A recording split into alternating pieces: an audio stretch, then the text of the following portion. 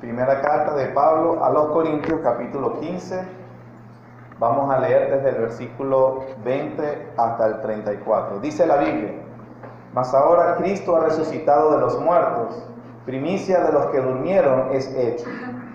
Porque por cuanto la muerte entró por un hombre, también por un hombre la resurrección de los muertos.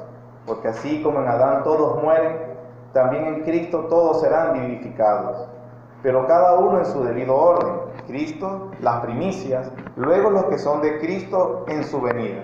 Luego el fin, cuando entregue el reino al Dios y Padre, cuando haya suprimido todo dominio, toda autoridad y potencia. Porque preciso es que Él reine hasta que haya puesto a todos sus enemigos debajo de sus pies. Y el postrer enemigo que será destruido es la muerte. Porque todas las cosas las sujetó debajo de sus pies.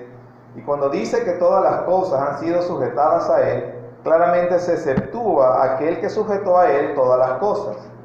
Pero luego que todas las cosas le estén sujetas, entonces también el Hijo mismo se sujetará al que le sujetó a Él todas las cosas, para que Dios sea todo en todos.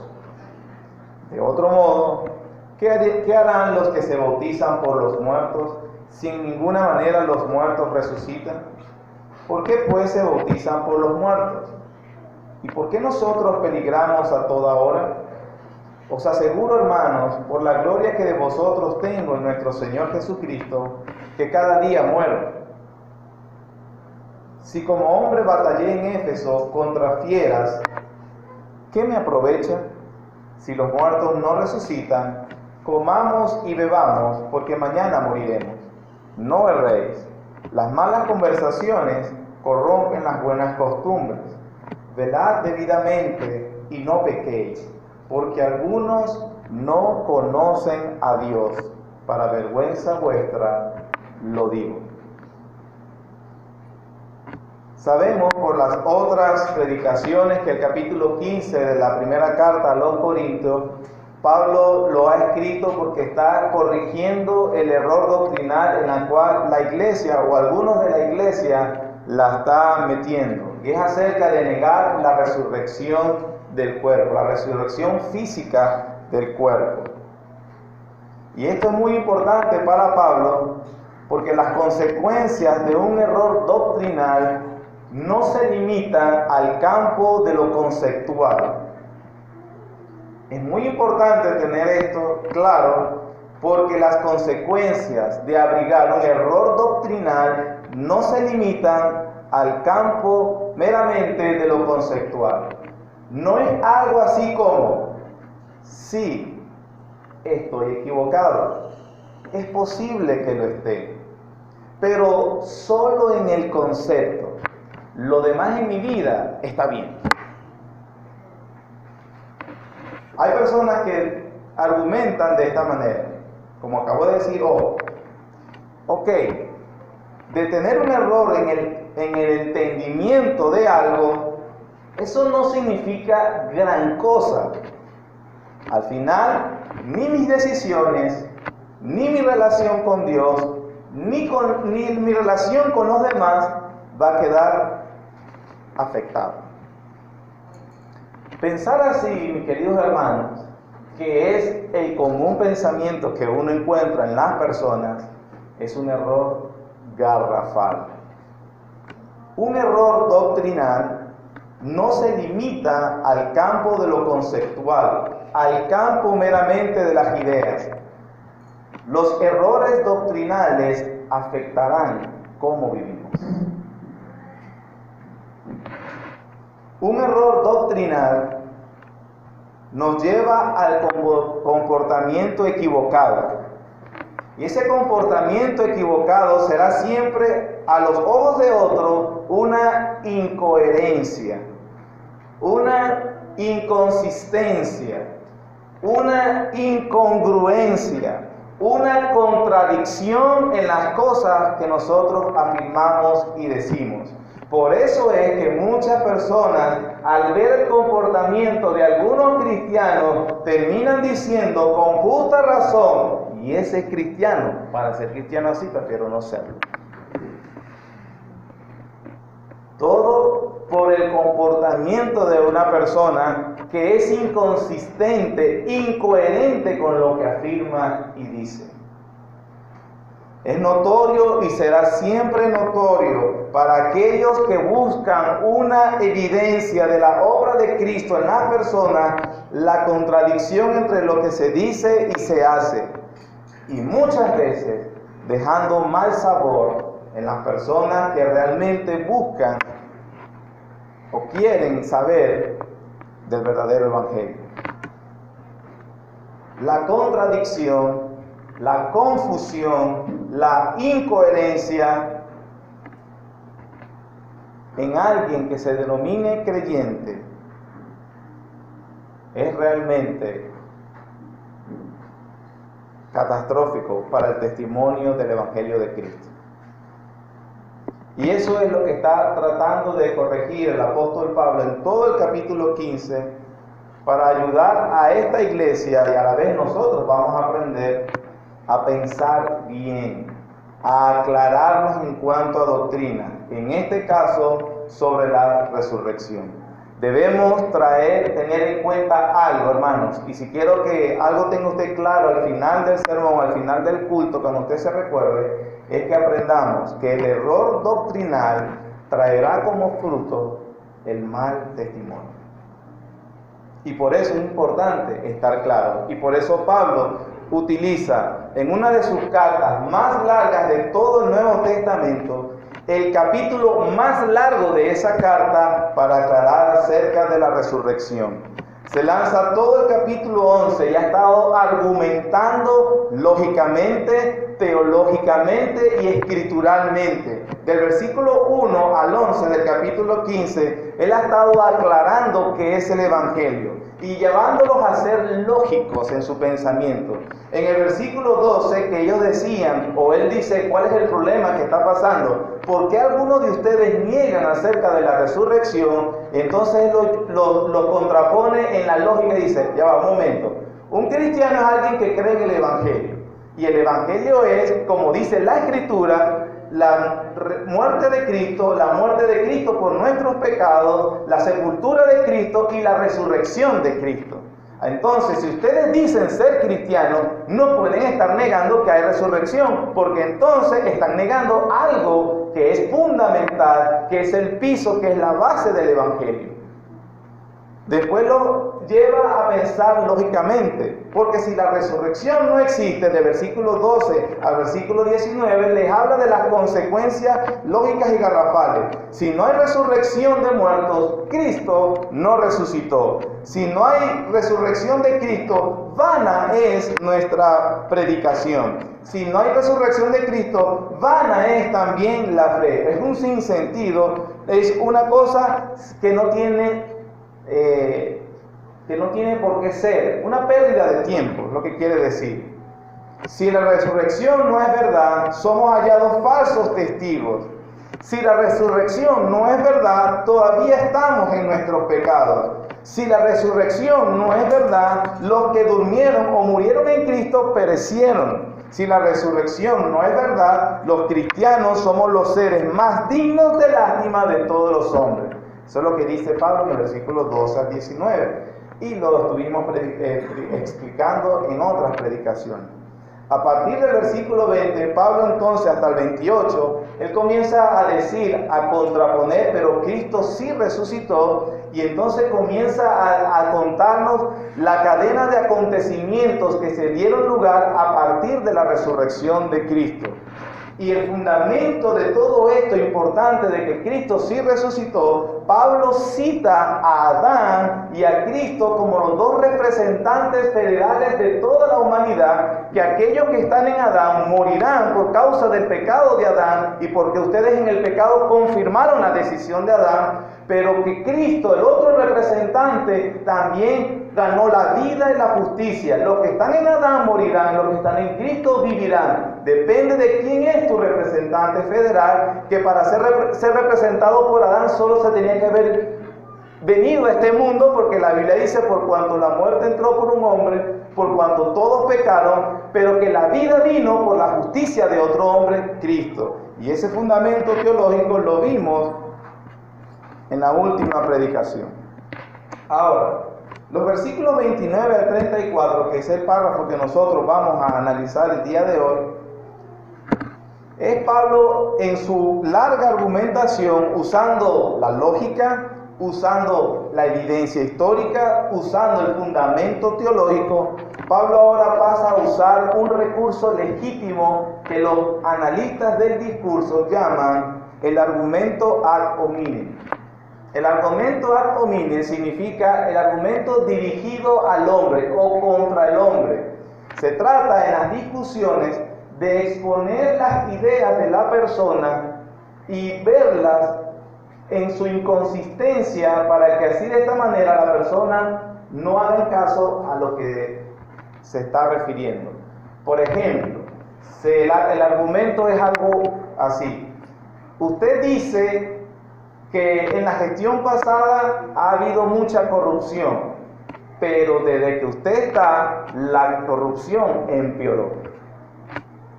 El argumento es minar lo que la persona está diciendo y de esa manera sus ideas caen por su propio peso. No tiene moral para diseñar lo que está diciendo o no tiene razón para lo que está diciendo. Pablo utiliza de este recurso legítimo en el discurso para ayudarle a los corintios a pensar correctamente. Inclusive algunos, no Pablo, utilizan este argumento para ridiculizar a su oponente con respecto a que las ideas que está proponiendo son realmente una desfachatez. Pero al mismo tiempo, aunque Pablo no lo utiliza como para burlarse de las personas, sí trata de alguna manera poner en claridad las consecuencias de lo que ellos están afirmando. Y por eso Pablo utiliza esta manera de hablar, ridiculizando inclusive a veces la posición de ellos para que despierten del letargo en el que están cuando se contradicen un elemento tan importante en el cristianismo como la resurrección. No es el primer recurso de Pablo. He estado explicando que ha usado razonamientos lógicos, escriturales, teológicos, pero él quiere también llamarlos y que despierten de la insensatez de lo que están afirmando.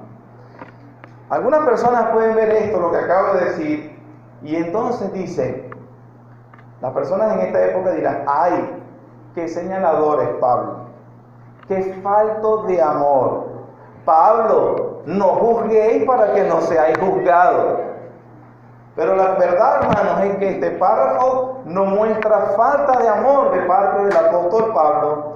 Tampoco es un acto de soberbia del apóstol. Lo que muestra en verdad es una profunda preocupación sobre el peligro al que lleva el error doctrinal sobre aquel creyente que lo abraza. Tanto es así, vean el versículo 34. Velad debidamente y no pequéis. ¿Por qué, hermano? Algunos no conocen a Dios. Para vergüenza vuestra, lo digo. La preocupación del apóstol Pablo es tan grande que increíblemente en una iglesia o en una persona que se denominan cristiana niegan un aspecto fundamental del verdadero cristianismo. Y el problema grave, la preocupación del apóstol Pablo es enseñarle a personas que van a la iglesia, que asisten a la iglesia, que pueden vestirse como los que van a la iglesia, que pueden estar usando una corbata, que pueden pararse en un púlpito, que pueden decir amén, aleluya, que pueden saberse los cantos, pero que en verdad, en el fondo, esa persona no conoce a Dios. Era una realidad en el problema de esta iglesia en el primer siglo y es una realidad de toda iglesia hoy. Es una realidad de nuestra iglesia también.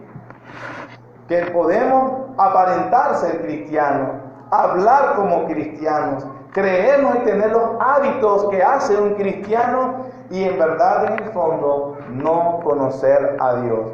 Es la razón de que Pablo use todo tipo de recursos para despertarlos y ayudarlos a que consideren muy bien cuáles son sus posiciones, porque esas posiciones lo que hacen es evidenciar que no saben nada de Dios. Y estaban dentro de la iglesia.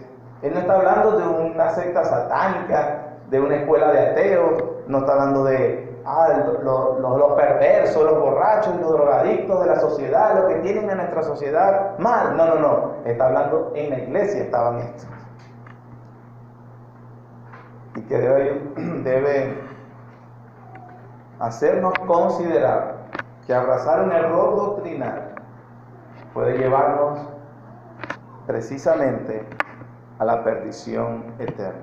Entonces, ¿por qué Pablo usa este tipo de argumento? Es falta de amor, falta de compasión, todo el tiempo corrigiendo. Ay, sí, tú te la sabes toda, porque tú todo el tiempo eres Biblia, déjanos un poquito gozar la vida. Qué soberbia la tuya, todo el tiempo tienes la razón. No es eso la actitud de Pablo, ni siquiera creerse o estar engreído contra la gente. Lo que muestra es un verdadero y genuino interés, amor y compasión para aquellos que peligrosa, contradictoria e irresponsablemente han abrazado el error. Nosotros debemos seguir el ejemplo del apóstol Pablo. Debemos ser pacientes y amorosos, pero señalar el error, aunque eso signifique exponerse al escarnio, a la burla, a la desaprobación y al señalamiento de la gente. Porque una reacción natural de los seres humanos es que no les gusta que les aclaren sus errores. Pero nosotros no podemos simplemente, no quiere. Tenemos que intentar con amor, con paciencia, con insistencia, pero hasta que la persona definitivamente no quiere, cierre las puertas. Pero así debe actuar un cristiano. Compra la verdad y no la venda, dice el proverbio.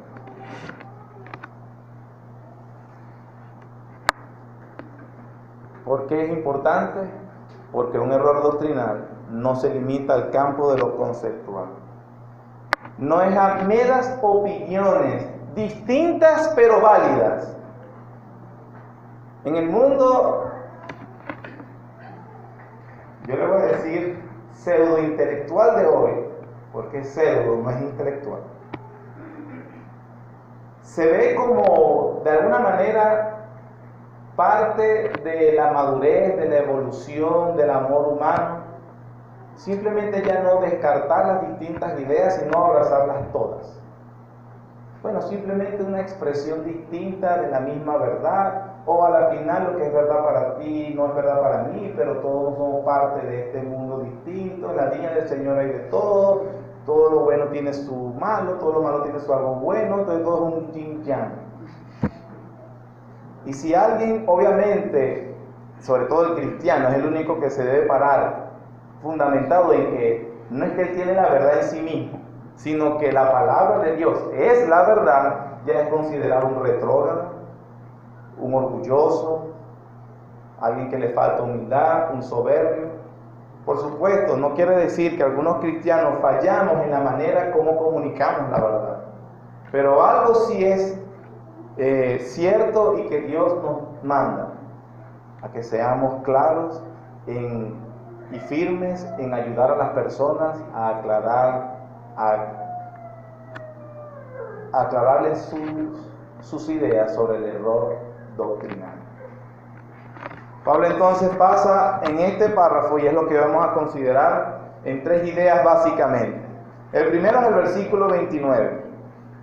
Dice: de otro modo, o sea, si la resurrección no sucedió, es el argumento de él. De otro modo, ¿qué harán los que se bautizan por los muertos? Si en ninguna manera los muertos resucitan, ¿por qué pues se bautizan por los muertos? Este versículo, hermanos, es considerado por todos los comentaristas y exégetas expertos en uno, si no más, pero en uno de los versículos más difíciles de toda la Biblia. Ha sido, ¿verdad?, una tarea muy difícil saber a qué se refería Pablo al mencionar ese bautismo de los muertos. Algunos de los posibles significados le han dicho esto, que se trataba de un bautismo vicario. Vicario significa sustituto. Es decir, que algunos en la iglesia habían tenido familiares o amigos que habían llegado al cristianismo, pero que los alcanzó la muerte y no hubo tiempo de bautizarse. Entonces, a estos cristianos creyendo que de alguna manera podían ayudarlos en su salvación, o un error doctrinal, porque la Biblia nos señala que el bautismo ayuda en la salvación. Entonces yo, me voy a bautizar por aquel familiar que murió, un bautismo sustituto. En la esperanza de la resurrección, yo me bautizo en nombre del que murió. Entonces por eso Pablo dice, si la resurrección no es verdad, que es lo que ustedes están creyendo, entonces ¿por qué los que se bautizan por los muertos se bautizan por los muertos? ¿Para qué? ¿Sí me estoy explicando? Entonces parece ser que esa era una de las razones. Otros dicen que se trataba de bautizarse por el testimonio de aquellos que ya murieron. Recordemos que para aquel tiempo ser cristiano o ser un cristiano fiel, a veces tú tenías que demostrarlo pagando con tu vida. Entonces, debido a que algunos vieron a familiares que le daban testimonio y ellos no le creyeron, pero a través de la persecución que les vino y los mataron, parece ser que ese tipo de acto los conmovió de una manera que abrazaron el evangelio luego de su familiar muerto y entonces se bautizaban por lo que ellos le predicaban. Por eso bautismo por los muertos o por la predicación que Él nos dio. Otros señalan también que este bautismo por los muertos era para dar testimonio a los que están muertos, es decir, a los incrédulos. Nosotros sabemos que la Biblia dice que los incrédulos están muertos espiritualmente. Entonces es como que aquellos cristianos o aquellas personas se bautizaban como un testimonio a los incrédulos. Por eso es bautismo por los muertos. Le voy a dar el comentario de 3 personas que yo considero, en mi opinión, de los más respetables comentaristas. Uno es Simon Kistemaker, y él dice lo siguiente acerca de este versículo: con toda humildad confieso que no sé qué quiere decir este versículo. Uno de los más respetados. Otro es John MacArthur. Yo sé que varios acá saben de quién es John MacArthur. De hecho, está vivo todavía. Y es una bendición. Él dice lo siguiente de este versículo: el intérprete serio y cuidadoso puede estudiar las varias docenas de interpretaciones y todavía no ser dogmático acerca de lo que dice este texto. Ser dogmático significa dar una conclusión rígida. Esto significa esto y más nada. Bueno, John MacArthur dice que se puede analizar las docenas de interpretaciones y aún así no llegar a una conclusión firme. Otro comentarista dice lo siguiente, el tercero y último, Gordon Fee se llama. Dice así: se han sugerido por lo menos 40 soluciones a este texto. Es evidente cuando hay tan amplia divergencia de opiniones que nadie sabe en realidad de qué se trata.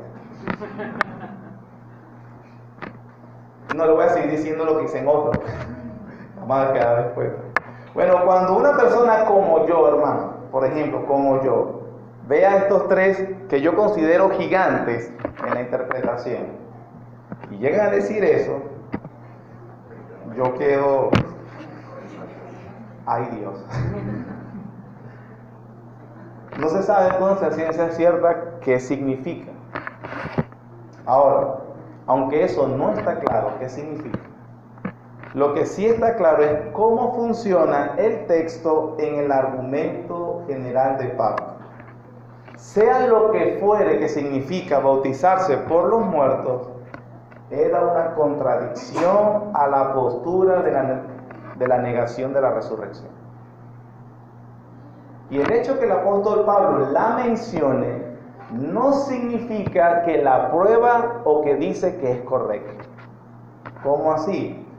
Por ejemplo, en otras predicaciones yo había estado hablando de nuestra posición de que no creemos en que hoy en día las personas ostentan un don de sanidad.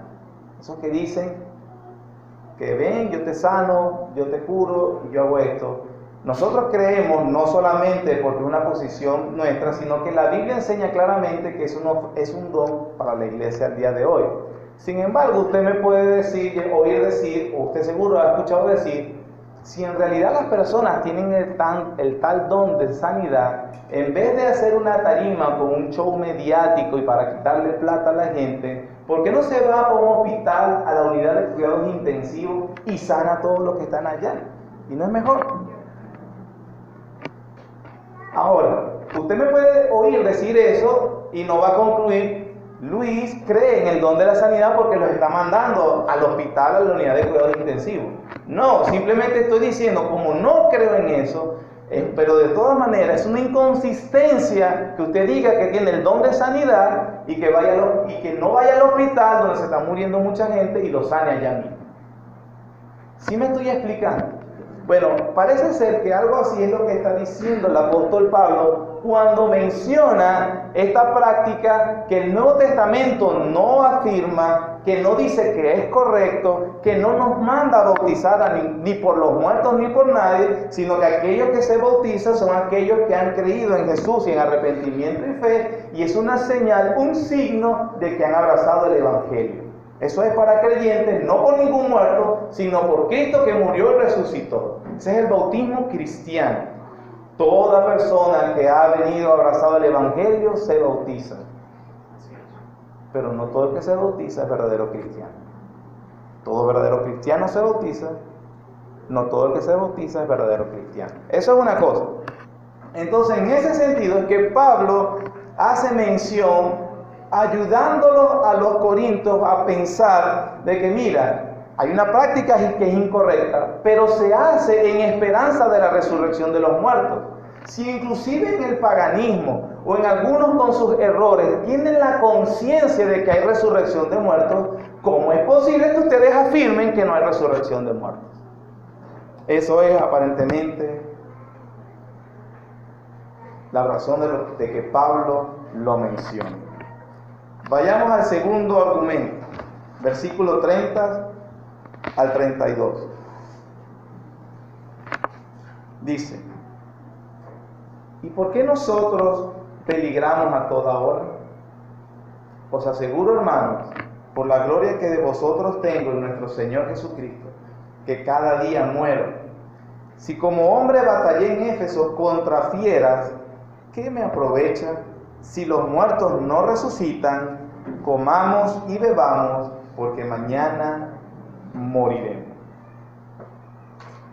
Para ayudarnos a entender el error garrafal que estaban afirmando, Pablo entonces pasa de ese ejemplo de del bautizo de los muertos a poner a los mismos apóstoles como el ejemplo de la locura que se está afirmando.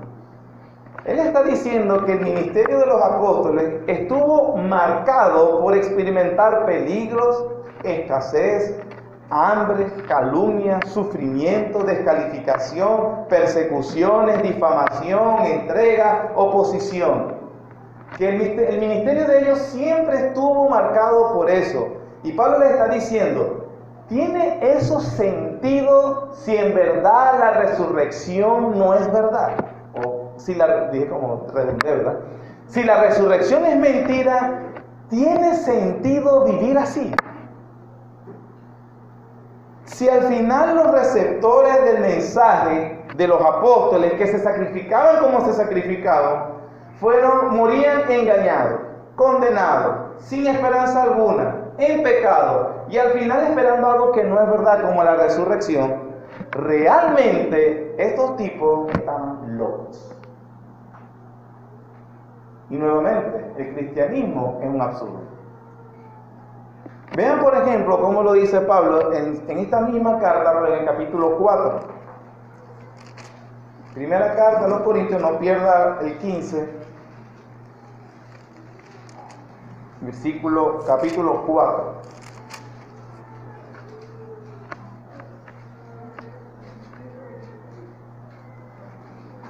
Versículo 9 dice: porque según pienso, Dios nos ha exhibido a nosotros, los apóstoles, como postreros, como que a sentenciados a muerte. Vean que el hecho de haberlos llamado y comisionado con tan grande privilegio no era para que fueran felices en la tierra. Más bien dice, no, con este llamado Dios nos sentenció a muerte.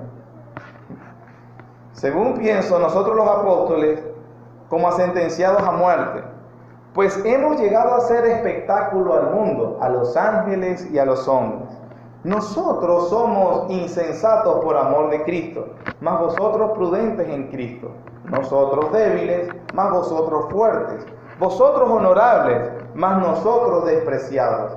Hasta esta hora padecemos hambre, tenemos sed, estamos desnudos, somos abofeteados y no tenemos morada fija. Nos fatigamos trabajando con nuestras propias manos, nos maldicen y bendecimos. Padecemos persecución y la soportamos. Nos difaman y rogamos. Hemos venido a ser hasta ahora como la escoria del mundo, el desecho de todos. Esa es la vida a la cual fueron llamados los apóstoles. Los apóstoles verdaderos, no los apóstoles falsos de hoy, que parecen y tienen vida más bien de narcotraficantes, con no sé cuántos guardaespaldas y con todo tipo de lujos que ni siquiera a veces una persona millonaria común tiene. Los apóstoles verdaderos fueron llamados a vivir unas vidas como la que acaba de describir el apóstol Pablo. Ahora, ¿qué sentido tiene vivir así, hermano? Porque esa existencia es la existencia más miserable que puede haber. ¿Qué motivó a esos hombres soportar tal denigración? ¿Qué soportó a Pablo, como decía, a enfrentarse todos los días a la muerte misma? A estar corriendo esos riesgos que llevaba el ser apóstol, a ser golpeado en Listra. Ustedes ven Hechos, en la ciudad de Listra le cayeron a pedradas, lo torturaban, lo encarcelaban. En 2 Corintios 11 dice que padecían peligros de hambre, peligros de la nación, peligros de los gentiles, peligros de muerte, peligros en el mar, peligros en el camino, peligros en el desierto, que sufrían un sinfín de circunstancias adversas, pero que había una sola cosa que los mantenía firmes. Vale la pena porque resucitaremos. Vale la pena porque resucitaremos. Es más, cuando inclusive se oye en las mismas iglesias, misionero para dónde, para ese cambio, para la selva, y vas a abandonar tu comodidad, y vas a abandonar la estabilidad, y vas a abandonar todas las cosas que has conseguido aquí en la ciudad. ¿Qué sentido tiene hacer eso? Si lo que esperamos es esta vida y ya, si no hay más allá después de la muerte, si no existe la resurrección, ¿para qué entonces vamos a hacer sacrificios? Eso no tiene sentido, es un absurdo. Pero el pueblo de Dios, que conoce a su Dios, que sabe lo de la resurrección, puede decir, vale la pena, porque yo espero algo mejor. Y vale la pena.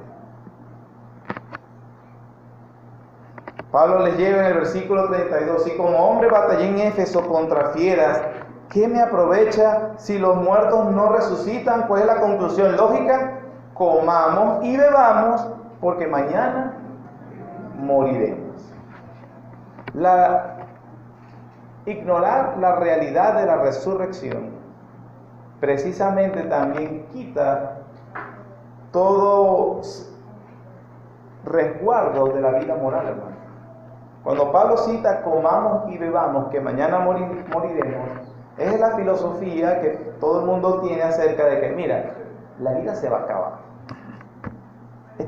Solo se vive una vez en la vida. Y si mañana me voy a morir, vamos a disfrutar hoy. ¿Qué sentido tiene resguardarse? ¿Qué sentido tiene una vida moral? ¿Para qué? Si después de la muerte es la nada, no hay existencia, se acabó todo, no hay consecuencia. no hay juicio, no me voy a ver con Dios, se acabó todo. ¿Qué vamos a hacer? Comamos y bebamos, hagamos lo que se nos venga en gana. Pero precisamente porque la Biblia dice, está establecido para los hombres que mueran una vez y después de esto el juicio, y porque le vamos a rendir cuenta a Dios por todo lo que hacemos con el cuerpo y con el alma, y porque la resurrección del cuerpo es una verdad, porque la Biblia lo dice, entonces mejor que cada uno de nosotros considere muy bien cómo está viviendo, porque va a llegar un día en que le vas a dar cuentas a Dios por todo lo que haces. Entonces no se trata de que es un error conceptual que no influye en nada como vivimos. No, de hecho, tener ese error conceptual influirá fuertemente en cómo vivimos. De que una persona realmente hace lo que debe hacer y deja de hacer lo que no debe hacer porque está consciente de que todo lo que hace, e inclusive como dijo el Señor Jesucristo, de toda palabra ociosa que dijeron los hombres, hasta de eso van a dar cuentas en el día del juicio. Tener bien claro la doctrina de la resurrección nos ayuda, hermanos, a vivir como Dios quiere que vivamos. De hecho, en esa confusión de no creer qué pasaba con el cuerpo después de la muerte, entonces podemos comprender cómo es que en el capítulo 5 él habla de que había gente en la iglesia que se relacionaba con prostitutas.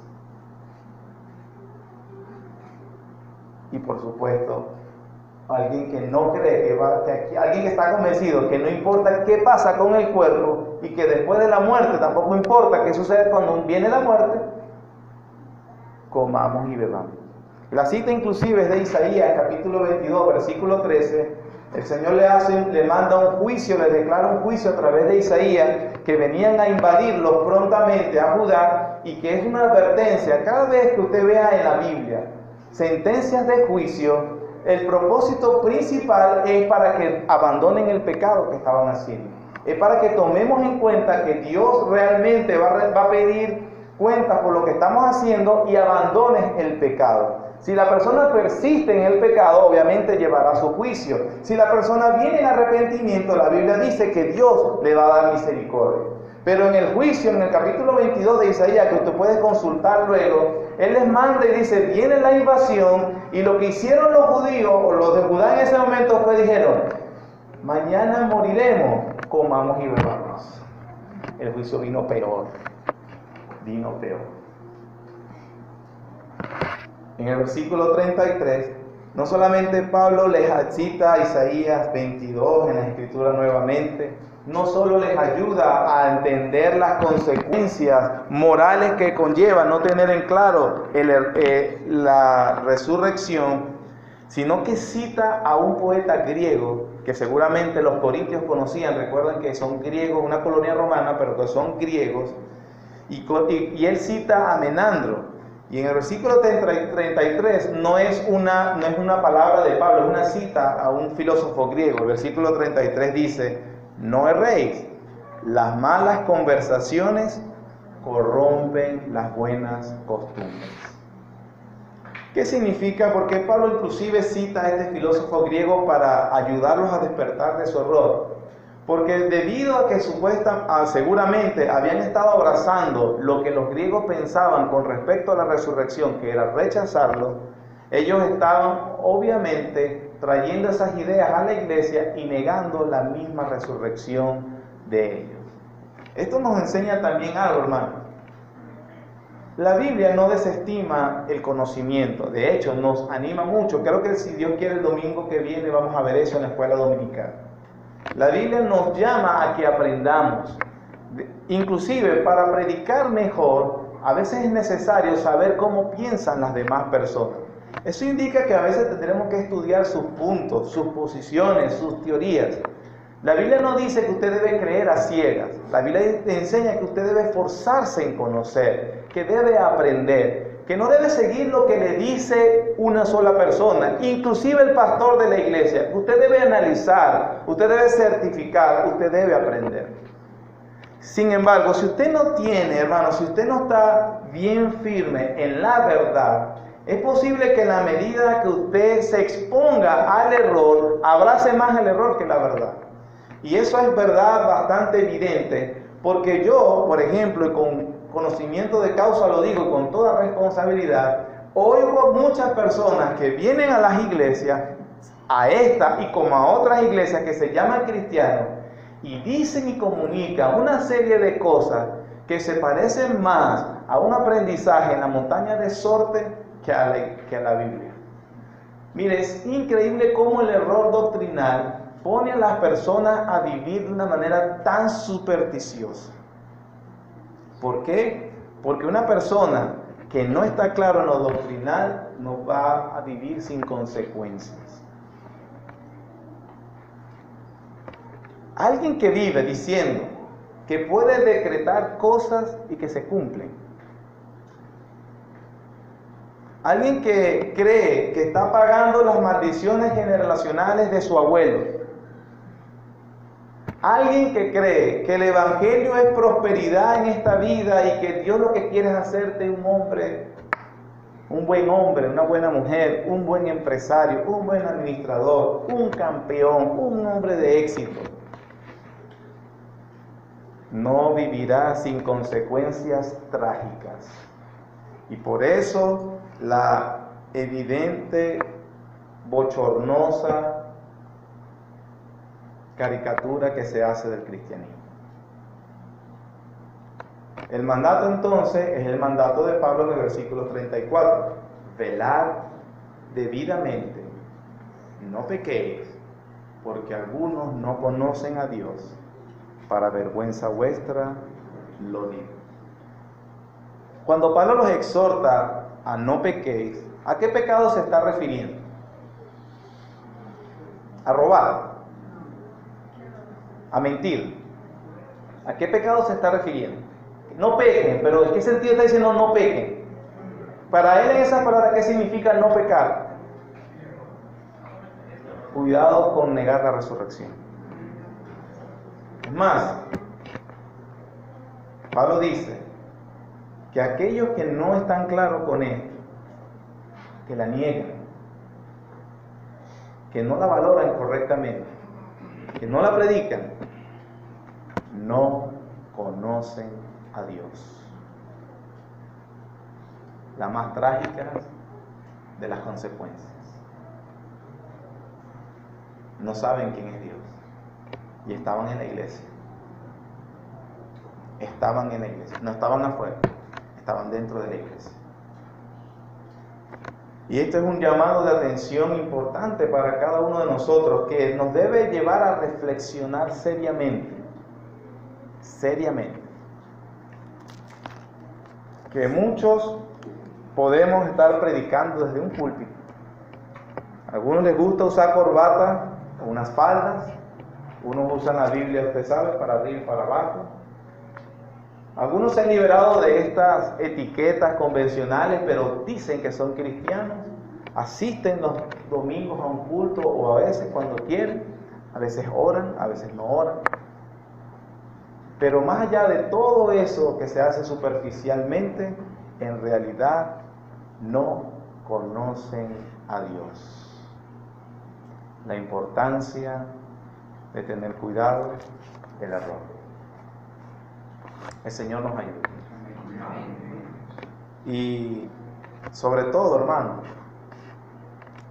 cuando nosotros realmente la doctrina de la resurrección, más allá que es simplemente un concepto teológico, doctrinal, a mí no me gusta tanto eso, enséñame algo práctico.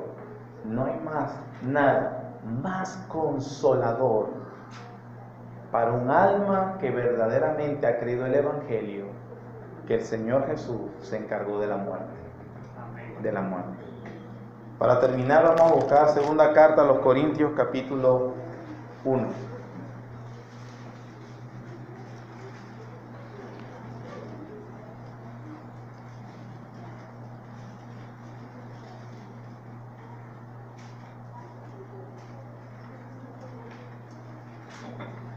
Y en medio de tantas aflicciones y dificultades, miren cómo pensó el mismo apóstol Pablo. ¿Y qué fue lo que lo motivó a continuar? ¿Qué le ayudó a conservar esperanza?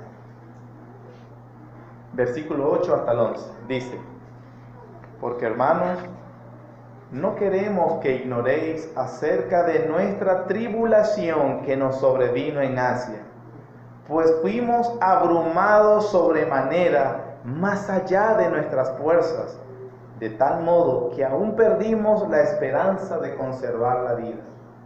Pero tuvimos en nosotros mismos sentencia de muerte. ¿Para qué? Para que no confiásemos en nosotros mismos, sino en Dios, que ¿qué, hermanos?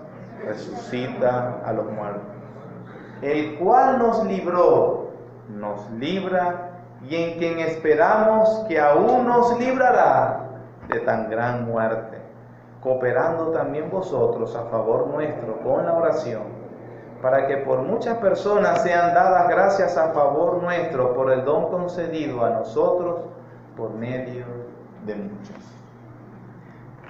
Cierto que cada uno de nosotros, suena algo trillado, pero aquellos que vivimos en nuestro país, estamos claros con una cosa tras otra como se vienen, que a veces parecen palabras que nosotros podemos decir que estamos atribulados en gran manera, sobremanera, aún perdemos a veces la esperanza. Pero ¿qué ayudó el apóstol Pablo, hermanos? ¿Y qué nos va a ayudar nosotros? Para que confiésemos no en nosotros mismos, sino en Dios, que resucita a los muertos. El Señor nos ayuda a estar claros y amar a nuestro Dios y abrazar y ser consolados por la esperanza cristiana. Cristo resucitó y nosotros esperaremos aquel día cuando nuestros cuerpos despierten también de la tumba y estemos con el Señor para siempre. Oh Señor, gracias por tu bondad y por tu misericordia. Gracias por ayudarnos a comprender, Señor. Gracias por ayudarnos a que podamos ser librados de las nubes de confusión, Señor. Afírmanos en tu verdad.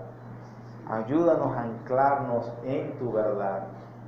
A ver, Señor, a abrir los ojos del alma para poder mirar, Señor, levantarnos sobre muchas de las tribulaciones que seguramente hemos experimentado, pero que podemos sobreponernos al saber que viene un día en que los muertos serán resucitados, oiremos tu voz, estaremos para siempre contigo, sin la muerte, sin enfermedad, sin pecado, no más lágrimas, no más dolor, sino gozar de lo que tú has ganado en la cruz, muerte y resurrección. Gracias, Señor, por la esperanza que nos das. En el nombre de Jesús. Amén. Amén.